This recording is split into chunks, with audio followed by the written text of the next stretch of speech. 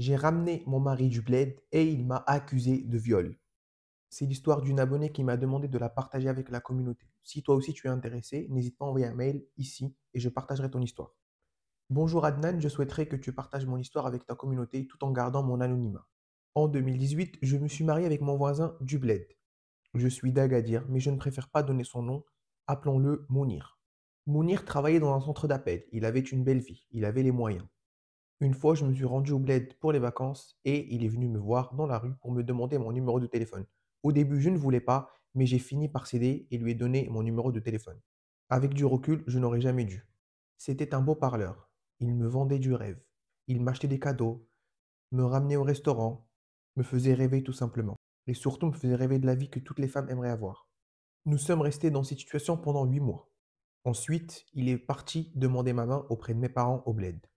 On s'est marié comme le veut la tradition. J'ai fait toutes les démarches pour qu'il puisse me rejoindre en France et il est venu en France. Les 3 premiers mois, c'était le rêve de toutes les filles. Tout se passait bien. Mais ensuite, c'est devenu une autre personne. Il ne dormait plus à la maison, il ne me parlait plus, il ne me calculait plus. Nous n'avions même plus de relation charnelle, ou du moins c'était très rare.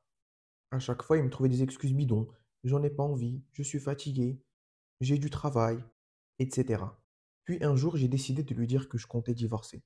Mais il avait bien préparé son coup, parce qu'il m'a avoué qu'il avait déposé plusieurs mains courantes contre moi pour violence conjugale, alors que tout se passait bien et on ne s'était jamais embrouillé. Et le comble, c'est qu'il ait déposé une plainte contre moi pour viol, en disant que je le forçais à avoir des relations avec moi, alors que ce n'était pas vrai. Mais j'ai compris que c'était pour conserver ses papiers en cas de divorce.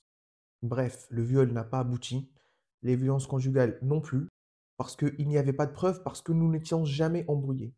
Le jugement en sa faveur n'a pas abouti, donc j'ai envoyé tout le dossier à la préfecture, expliquant ce qui s'est passé avec toutes les preuves. Il a été convoqué à la préfecture, suite à quoi on lui a retiré son titre de séjour.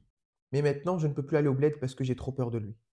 Et jusqu'à maintenant, je n'ai pas compris pourquoi il a fait tout ça. En tout cas, juste pour te dire, il faut dire aux personnes dans cette situation de laisser le temps régler la situation. Merci beaucoup, Adnan.